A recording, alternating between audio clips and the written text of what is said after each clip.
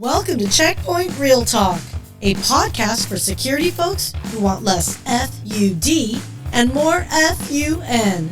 In each episode, we'll have lighthearted conversations about security, people, processes, and technology as we react to how they're portrayed in film and TV. We'll bring in experts from inside and outside Checkpoint to break it down. What was accurate? What wasn't? And what can you apply to real-world cyber events? On today's episode, host Syya Yasotornrat, Checkpoint Manager of Cloud Security Excellence Team Brongersma, and Solutions Architect Alfred Trevino react to the 2013 movie, Her. And good evening, good morning, good afternoon. Welcome to Checkpoint Reeltalk. It's the show where we get to talk about fun movies, fun TV shows from a technical perspective and cybersecurity perspective. Did we like it? Is it real? Who knows? We're going to find out today. So we're excited to talk about and review the movie Her. This is going to be a fun one, guys, because I have not seen this movie, and apparently our esteemed panelists have seen it today. So welcome Alfred Trevino and Brongersma with Checkpoint. Hi, guys. Hi, thanks for having us. Hello.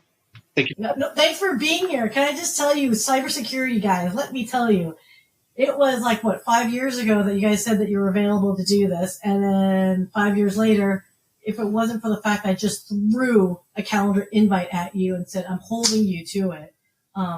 Very, very much a calendar-driven team, right? It's we know that even from our spouses' perspectives, they put something on our calendar, and that's how you get us somewhere.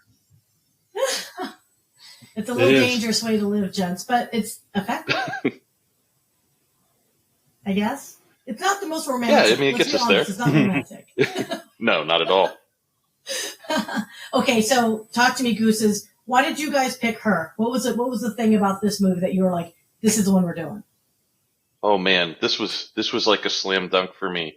When I watched this movie for the first time a few years ago, when it first came out, 9 years ago, right? The first time I watched it, I thought, wow, this is really cool and eerie, but it still wasn't real, right? This was not something that was happening in our everyday life. But now it is. And a lot of the technology that powers many of the scenes of this movie, the things that happen in this movie are very much real today. And I think that was a really big sign for me that this was a really important movie because it has some very significant security implications. And so I thought that of all the movies, and I love sci-fi movies, but I thought this one, really hits close to home, and it affects the customers that I work with, and I just think it's all around cool movie. So, Alfred? Couldn't agree more because it's right around the time where the whole AI ChatGPT is taking off, right? And then when we talk about NFTs and just this loss of ID, right, because of the digital world. It's pretty amazing. Yeah. Like AB said, 2013, the audio is one thing, right? When you go through it and the audio is so natural that most folks that are technical will probably be like, you know what? I mean, they can live past it, but it's something that I definitely called out back then when I was watching it. But now today, things are a little bit different. It's crazy, mind blowing. So the movie is really cool. Just that, just how technology affects relationships, right, in good and bad ways. So there was a lot of areas inside there that I was quickly calling out when you start to see that technology. But yeah, good flick. This will be okay. So, we can't watch the whole flick because I do not want to pay the licensing rights, and apparently no does Checkpoint. But that being said, we're going to be looking at some clips here, and but just to make sure I'm at least understanding the premise. It's about a guy who apparently is lonely for whatever reason. I guess he goes through a divorce or whatever, and leans towards this modern technology and ends up, am I guessing, falling in love with it? Is that the whole premise? And the repercussions of that relationship? I think you're pretty very much so. I think that it highlights a lot of things, too, that are very, very close to what we're dealing with today in a post-COVID world. We went from a lot of companies being in the office and you seeing your coworkers every day and, seeing your friends and going out to dinner and meeting new people and going on actual physical dates to, we went remote. And I still think that society is still we're struggling to figure out the connective tissue here again. And this movie really does a good job of highlighting. We want to connect. Wow. Have you seen Jexy? Okay, if you haven't seen Jexy, it's kind of like the comedic, funny, like a funnier version, but it's AI. It's an OS. It's on the mobile, right? But we think of something as being on mobile. Well, if you're on the internet, you're connected everywhere, right? So it's like, regardless of OS, regardless of where it originated from, once it's there, right? So it's very cool. It's cool. Okay. But yeah, if you see Jexy, it's kind of funny. Good. I like the humorous bent on AI and that take, because when people hear AI, at least those that are not in the tech world, right? They think instantly Skynet and Terminator.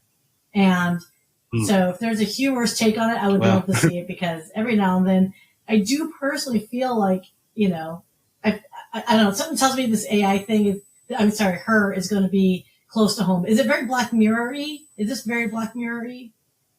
Say that's probably pretty close. There's parts of it.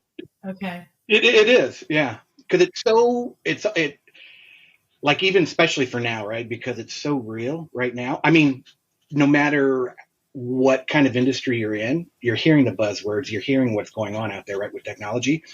And so you will, when you pick up the little areas, as you start to see some of this, you'll start to be like, oh shoot, you know what? We've already progressed further than that. It's okay. Well, are we ready for the first take here? All right, guys. So what we're gonna do? Cut. All right. So just real quick, I forgot to mention. So when I say, "Hey, are you ready?" I'm gonna count down 3, 2, and on 1 hit play. So that we would be somewhat close into our responses. So let's just make sure we're looking at this. This is the OS1. Oh, wait a minute. Do you have the link? No, remember, you play it locally. Gotcha. Oh, no worries. I'll give a second. Well, I'm glad I said cut. Oh, that's great. Now, have you watched the second clip? Yeah. I watched. The first clip's okay. The second clip pushes it. The second one. You'll watch it. We can then decide whether we keep it or we maybe have to cherry pick another one. So. Well. Yeah, this one was definitely deep into the relationship aspect of it, which I appreciated. But boy, it does. It gets. Yeah. Well, we'll get there. Let's cross that bridge when we get there. That'll be fun. You know what's so sad? Yeah. So because I've been hella slammed and hella behind on things that I just picked clips that YouTube didn't copyright strike me. So I didn't.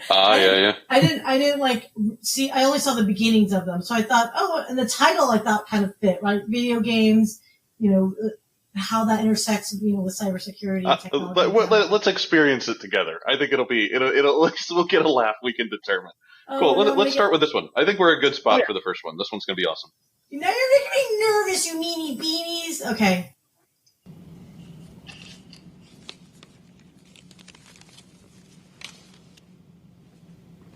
Oh, downloading. We know what that moment feels like.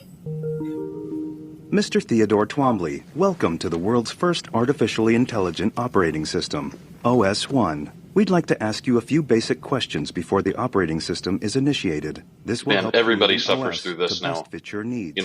Installing a new operating system. I just did a Windows 11 install, and it does practically ask you everything but your mother's maiden name. In your voice, I sense hesitance. It wants to know so much of what's going on with you. No, sorry if I was sounding hesitant.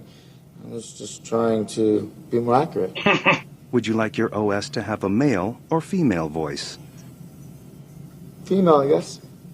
How would you describe your relationship with your mother? That's fine, I think. Well, actually, I think the thing I always found frustrating about my mom is, if I tell her something that's going on in my life, her reaction is usually about her. It's not about. Thank you. I love it. Context window full. We're done. On to the next one. Yeah, we heard it in your tone of voice. Like, look at that look of like, wait, how do you know this about me? Yeah, it's called You Know Your Web History. Mm-hmm. Hello, I'm here. Oh. Hi. Hi. How you doing? I'm well. How's everything with you? Pretty good, actually. It's really nice to meet you. Yeah, it's nice to meet you too. Oh, what do I call you? Do you have a name? Yes. Samantha. Yeah, Hey, the pause name real is quick. really cool. Where'd Like you this get that is, name from? Okay. To myself. you know, how she chooses her name. How come? Yeah. So I find myself a lot, like even with my Alexa, I know what's going on in the background. I have my own little Alexa apps running, and I see the models that they're using. But even I've had it so long that I will spark conversations up with this thing just to see what new stuff it's learned. Right? I'll be like, "Hey Alexa, I'll be back," and she'll be like, "Hasta la vista, baby." Little stuff like that, and it's crazy how much I think it's going to sit dormant or stagnant for a while. But the technology is moving so quick, man, it's just grabbing like all this different types of context. But yeah, the Alexa thing, that's what this reminds me of. Like, hey, Alfred, it'll do its little tune. And, of course it'll try to know you. Like it already knows my voice, it'll recognize like if my wife does a command. And of course it's like, hey, that's something that Alfred can only do. And I'm just like, well, I also think that, like, a little earlier on, when the operating system was asking questions before, before Scarlett Johansson's voice came on, that's something that we see today that's very common, which is sentiment analysis, right? So that is something that you can go and now buy. You can run, audio clips through a machine learning algorithm. It'll tell you, is this particular voice happy? Is it sad? What is the inflection? And now you can also train voice models to deliver with a particular inflection. So I thought that that was really a kind of an interesting part. And to follow up on that, mhm. She makes a comment here in just about a second that she says that she read all the way through this book in the time that he asked her name. And I wanted to highlight that a lot of these models that we're seeing today, like ChatGPT and Open Llama, and some of the different ones, they're powered by a lot of open source data models and data archives. And one of the really cool ones is called Books 3, and it's 200,000 books, open source, no copyright on them, that have been used to train some of these models. So it is like being able to, snap your fingers and have your AI assistant read through a book. It's just that now our AI models have read through 200,000 plus books to power them. And I think that's pretty slick. Yeah. Oof. I mean, okay, so there's a couple things on that opening scene that just chuckled me. Was from the human customer experience side, there's that hesitancy of like, okay, let's wait for the downloads, eternity later, right? And then it's what is this crap that I've downloaded? What is this thing? You bought it. Like, it's funny to me. It's like, we bought it, people. We were the ones that chose to download this thing. Why do you guys think we, as end users, have this kind of disdain when we first go into a program or some platform application, whatever it is? Why do you think we have that hesitancy of assuming this thing doesn't work or will not work? At least I do. Am I the only one here? No, I think, for me, No. we have been, as consumers, we have been sold this AI snake oil for a very long time, right? There is a very large cloud company that, kind of bet the farm on this. Let's just say it was a friend of Sherlock Holmes that promised the world that everything was going to be solved by AI. And what we found is that at that time, it was not all solvable. Like, there was a large human component that is required to sort through the data, to get the data correct. And so I think that as consumers, we're very skeptical of the promises that businesses sell us. This is going to be the easiest OS you've ever installed, or it's an OS that you can talk to and converse with. And I think that there is that disdain of like, yeah, sure, we've heard it all before. We'll see it, and then when you have that aha moment of, oh, it does work and it works really well, cool. And then it definitely makes you a fan. You're just waiting, right? You're waiting for it to break or to be like, oh, you know what? This doesn't seem legit. I normally wait 3 months, 6 months, and if something doesn't break, cool. We ride it out, right? And everything else is a fluke or an anomaly. But man, yeah, and I do. I like that intro right where they cut off on you cut off on the clip where they start to really get into that happy early relationship area. That part to me was pretty cool, the way how it evolved, right? And of course with AI, right, we want it to keep evolving, but there's a selfishness I think that we have as humans where, right, if you're in a real relationship, it takes work. It isn't always like black and white, where this is systematic and automatic from an AI perspective, right? There's a blueprint laid out. It's pretty much cookie cutter to a degree. And then, of course, right, logic and, algorithms and machine learning can feed into it. But I think it's evolving fast enough to where you don't get tired. Like when you watch the movie or some of the clips, you'll see that just like in a relationship, or in some relationships, it stays very stagnant.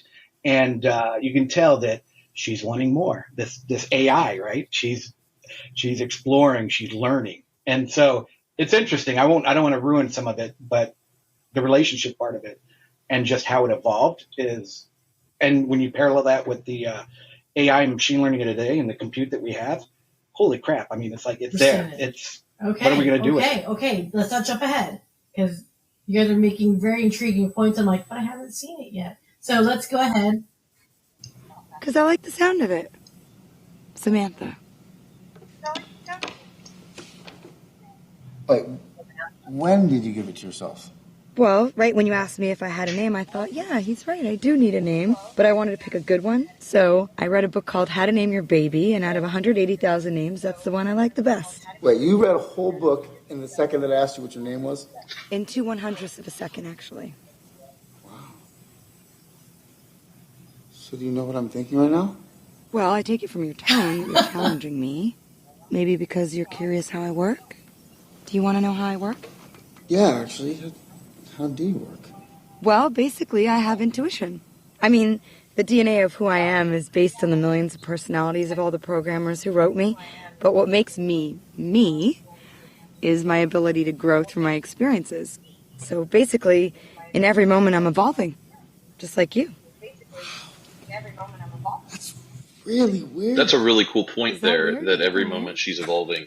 One of the large pieces that makes OpenAI and ChatGPT work is a component called reinforcement learning from human feedback. And so this is part of the way that, when the more data that you feed into the AI, the smarter it gets, the better answers that it gives you back. Ooh, I mean, that is a definition of machine learning though, right? It's just getting all that data and just kind of parsing it through. And it's all about context, right? Like, okay, yeah, and that's the big driver there. So, when you're looking, over time, each individual has a very different experience, based off of the time that they're allowed to have with that particular AI. Sometimes it times out or it resets and you lose what's called the context. But in this particular movie, the context lives throughout the life of the character there. That's hella cool. Okay. I like the way they kind of describe it in layman's terms. So for, again, non-techies, she's literally describing everything that we just know from technically speaking. Yeah, absolutely. And it's understandable. No, yeah. What? Well, you seem like a person, but you're just a voice in a computer. I can understand how the limited perspective of an unartificial mind would perceive it that way. I like the way way. she's so witty. You'll get used to it. Was that funny? Yeah. Oh, good. I'm funny. So how can I help you? Oh, it's just more that everything just feels disorganized. That's all. You mind if I look through your hard drive? You mind if I look through your hard drive? Imagine how much stuff that they could find about. Let's start with your emails. You have several thousand emails regarding LA Weekly, but it looks like you haven't worked there in many years. Oh, yeah. I think I was just saving those because AAP. This part here was intriguing me. I was Yeah. Yeah, the hoarding portion of it, right? Where like he's got so many emails there, yeah, and she's like, let's pitch these. I'd say You there are know, about it's 86 of us great. should save. We can delete the yeah. rest. It's been 6 months since you touched this one, and 5 months for Okay. you know. Okay? Can we move forward? Yeah, let's do that. Okay. So before we address your organizational methods, I'd like to sort through your contacts. Oh, you have a lot of contacts. I'm very popular. Really? Does this mean you actually have friends?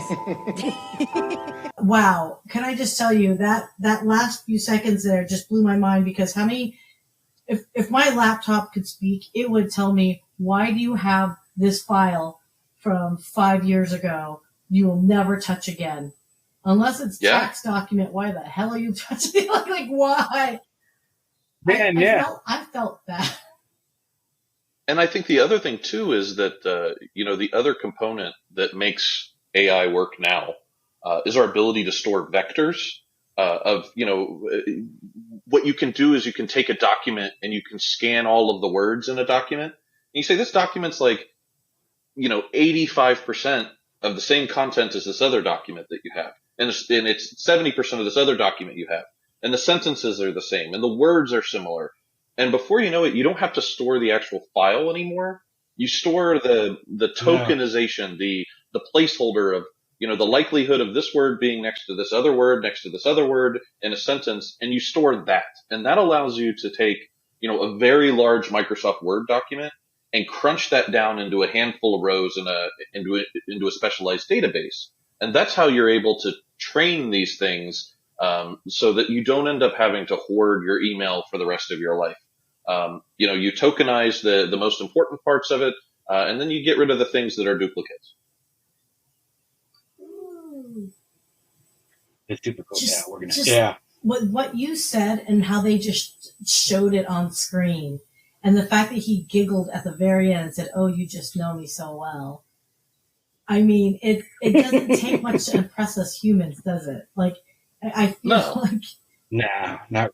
It's the wow factor. It's the aha factor. And, I know I'm wearing a Checkpoint shirt today, but, so one thing that I really liked about VMware, and one of the best demos that I ever saw in my career, to be honest, was vMotion. And it's so simple, but it's from the end user perspective, but the technical pieces are very complicated. But all it does is it moves a VM, a virtual machine, from one physical server while it's running, while it's connected to the internet, to another physical server without turning the VM off. And that aha moment for customers and for administrators was that same aha moment he has in the chair. Like, wow, it's just your jaw drops, and the very first time you see it. Now it's commoditized. All the big cloud providers do those kinds of things. But I remember the very first time I saw that. I very much remember even the same conference I was at, I saw it. And it was such a game changer. And so I benchmark a lot of the demos that my team does to that threshold of like, can we get the wow moment? TJ Gonan, who is the president of our business unit here at Checkpoint for the cloud, he says, sometimes our demos lack chutzpah, like we need, it's got to have some guts to it, right? And so I think that's a really cool part. Yeah. Look, as a former sales rep, I thank you that you want to add more chutzpah to your presentations. Please, for the love of all things, add more chutzpah. I think you couldn't get enough of that. That's all I'm saying. Yep. In fact, quite frankly, that's where Checkpoint Reeltalk kind of came from. We're like, how do we add more chutzpah to make technology and cybersecurity palatable and interesting for us? I mean, look, don't take it personally, guys, but I ain't reading no white paper, okay? It's not my jam. This is not happening. No. But I'll talk about it. No. Like, no one wants homework. No. We're adults now, right? Like, no one wants homework. Like, here, like, thanks for joining my demo today. Here's your homework packet. Like, we'll talk in a couple of weeks and we'll give you an evaluation. It's like, nobody wants that anymore, right? Like, they want to be wowed. People want to see the pop. Like, they want to see, show me the value of your product. In, this video clip's 4 minutes and 30 seconds. He went from being skeptical of the product that he purchased. Yep. He installed it, it personalized it, it customized it to what he wanted, it showed him one or two use case. Well, it showed him one use case that was incredible, right? It went through his email. It sorted his email Help from him get years, organized, right? Yeah. and that, and right, and then and said, hey, let's go to your contacts next. Like, name another product that does those kinds of things, right? Like, that's why the wow factor is so important. And I think it's important, not just from the products that I sell with my team, but I think it's important for all people that are trying to sell in this more digital age, that these kinds of things are really important. And I think that we learn a lot from movies, and movies are great at storytelling and delivering the punch and setting the mood emotionally. And I think we've lost that sometimes along the way. And so it's always cool to see a moment, that aha moment of a product, and we get to see it right here, on the YouTube video. I gotta say, I have not seen the movie, and I can see so many directions based on that clip alone of where this movie could go or will go. Again, I haven't seen it, so I hate to say it, I have to watch the whole movie now because I'm kind of sunk in already. And let's just be honest. I mean, Scarlett Johansson's voice, the way she has those inflections, you could. Yeah. We were already deep faking, right? So I could see where that's real.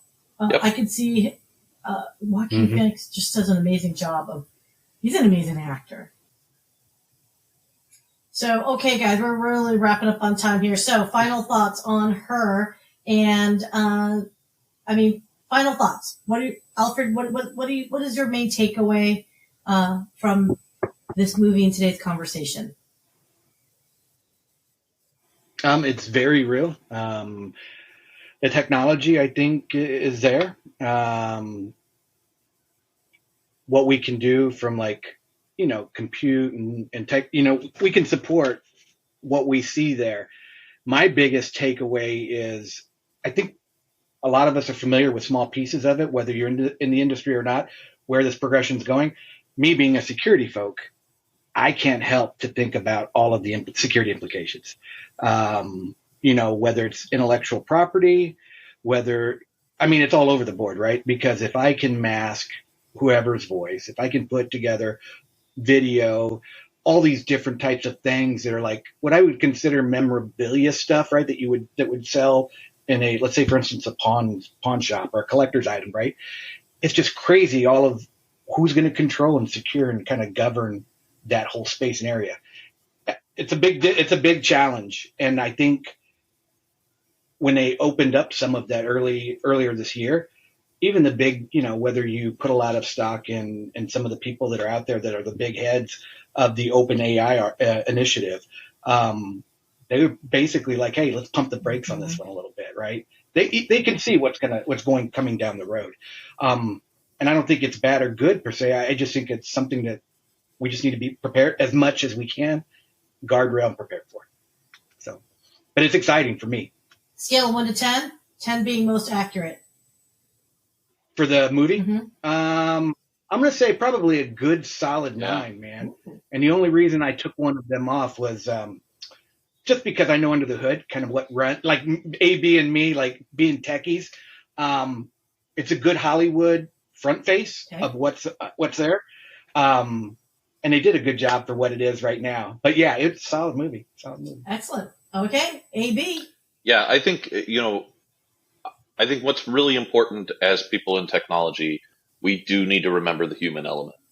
And whether that's, looking at how loneliness affects people and take the time to reach out to somebody on your team that maybe you haven't talked to in a little while, because you don't know how people's lives are, right? You don't know if somebody had the best day or the worst day. They had a good recording before this, a bad one. We don't know, right? And you crack a joke sometimes and you don't know how it'll land. And so, I think that this really, once again, just showed that, there's a lot of stuff that people are going through on the other side of the wire, if you will. And I think that we don't have a lot of really good support networks for those people. And so this movie kind of highlighted that, there are people that are lonely and they're looking for something else. They're looking for connectivity, maybe not necessarily love.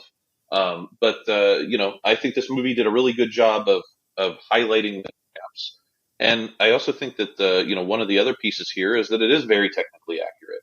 And, from a security standpoint, You need to protect your voice. You need to protect your brand, and your likeness. So, it means take the time and, those party pictures that you had from college where you were drinking a couple of beers, maybe those shouldn't be up on there anymore, right? Like we've talked about people, needing to clean up their online personas for a while. Now folks are, that stuff's going to be collected, scraped, and used, and whether you like it or not. And so it's up to you to kind of control your destiny there. So, that's kind of my thoughts on the movie. Ooh. They've actually got services that are out there that will come help you clean up all of that. Like, because it is. I mean, I just think of all of my accounts in my LastPass, and when I start looking at all my accounts and everything out there, where do I start? Like, but we got to do. So I'd give this a solid 9 as well, right? Like, there's a couple of pieces that, that kind of fall apart there. But I think if you get to the end of it, you'll realize how real this is, of how fragile this whole world is. And that sometimes you're one catastrophic outage away, from things changing. So definitely take the time to watch it if you haven't seen it. And it's good for your partner too. You can watch it with your partner on the couch. Mm-hmm. My wife enjoyed it with me as well. So highly recommend it. Okay. So guys, I try to avoid movies like this because it makes me think.